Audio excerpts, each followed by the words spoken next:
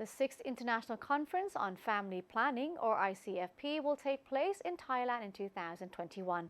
It will be co-hosted by the Bill and Melinda Gates Institute for Population and Reproductive Health, and together with Thailand's Ministry of Public Health, the Royal Thai College of Obstetricians and Gynecologists, and the Population and Community Development Association. Today we're joined by Mr. Jose Oying Ramon II, Chair of the International Steering Committee of the ICFP and Director of the Bill and Melinda Gates Institute for Population and Reproductive Health at the Johns Hopkins Bloomberg School of Public Health to find out more. สวัสดีค่ะ Mr. Ramon, thank you very much for joining us. As for the ICFP conference to take place in Thailand in February, it's hosted by the Bill and Melinda Gates Institute on Population and Reproductive Health. So before we get into the details of the conference, tell us a bit about the visions and missions of the Institute when it comes to universal family planning and reproductive health. So the Bill and Melinda Gates Institute, which is based at the premier university in the US, the Johns Hopkins University School of Public Health, our mission is scholarship and science for social change. So within that larger mission, our job is to make sure that the scientific evidence on a range of issues, family planning, reproductive health, population, demographic dividend, population and environment, population and poverty, that the scientific evidence are translated into policies, programs, and practice worldwide, so that those policies or practice are informed by the best scientific evidence and scholarship that has been obtained around the world. Okay, so that's the key for us. Being also hosted in the university setting, we like to think of ourselves as really preparing the next generation of leaders in reproductive health, population, and family planning for the next generation. So we deal with a lot of young people, whether we train them ourselves or trained through institutions that we help train. These are the people who we believe are taking over the leadership for the next 10, maybe 15, 20 years. So that's the mission of the Bill and Melinda Gates Institute based at Hopkins. Now, when we come to family planning, we have seen concerted efforts from governments, from stakeholders, related parties across the world, which have seen gratifying results in addressing the issue. But there are challenges that remain. So the next question is, what do you see as some of the pressing challenges or issues that needs to be addressed at the global level? So you're right. Globally, family planning movement has succeeded worldwide, but there are pockets in the world where a lot of challenges need to be addressed.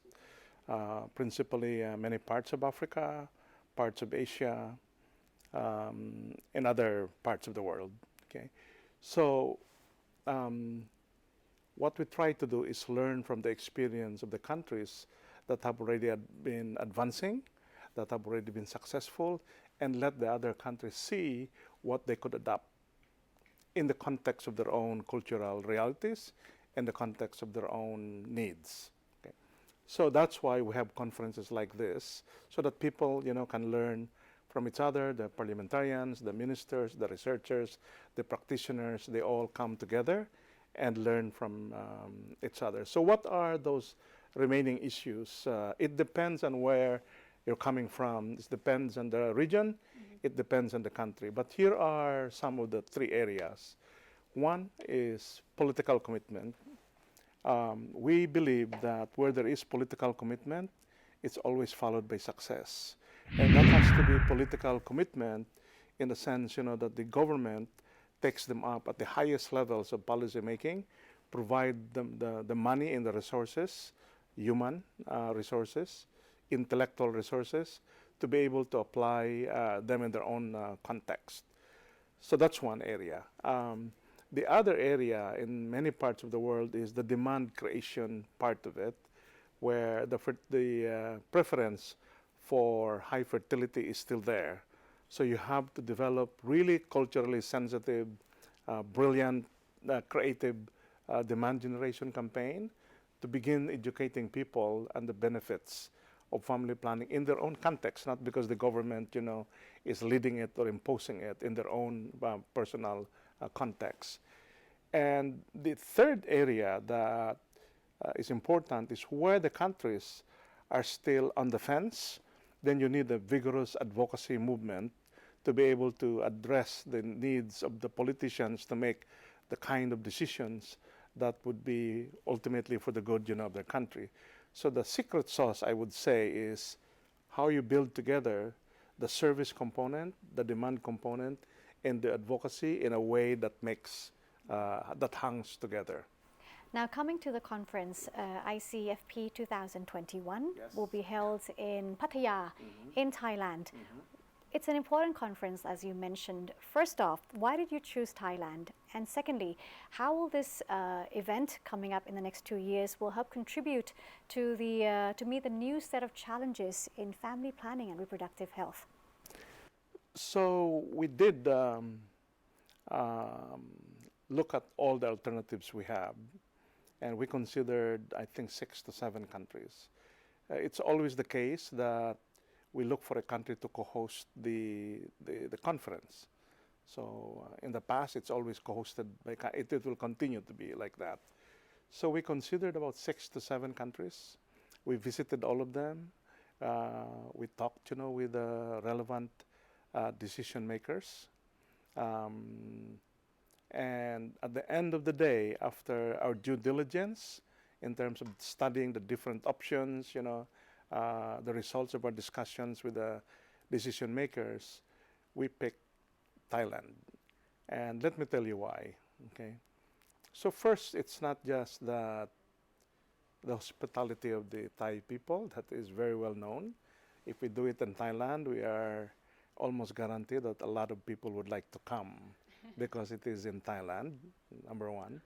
Number two, we wanted to let the world experience, see, feel the success that Thailand has over the years.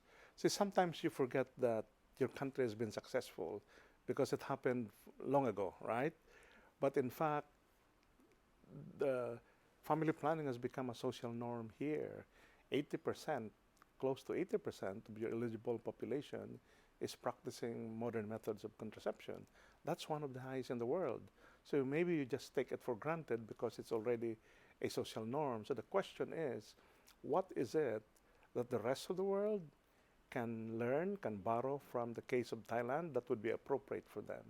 So one is, how did you do it in making family planning essentially universally accessible to everybody, right? Men, women, young people, old people. So number one, you have a lot to offer in that area. Number two,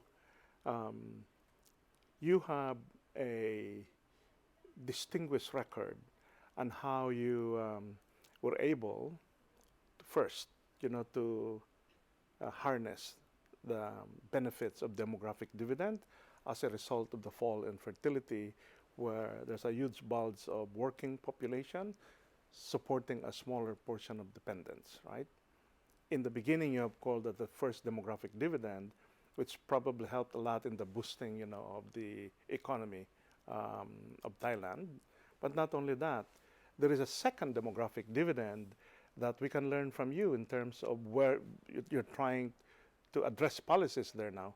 The second demographic dividend is now you have a very successful family planning program.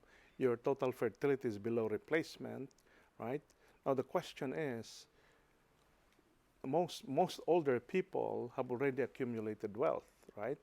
So how do you transfer that wealth, either through government mechanism in terms of some version of a social security system, or personal transfer of wealth, so that they actually go to the younger generation.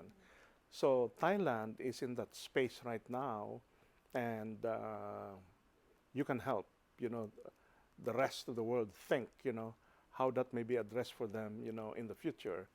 And third, you are considered a world leader in universal health coverage.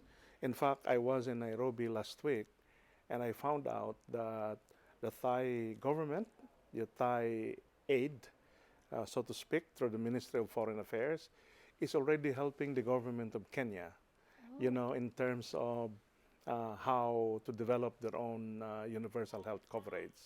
So that's the work between the Ministry of Public Health here and the Ministry of Health, and in Kenya. So when I discovered it, I said, oh, Thailand is already using its experience, to help other countries, especially probably neighboring Asia and Africa. And that's kind of puts the status of Thailand as an advanced country which can, generous enough to be able to share, what you have, not necessarily just in terms of money, but in terms of know-how, in terms of expertise. So the upcoming conference will certainly form more international collaboration Yes. between experts in the field. How many Yeah. people are going to come?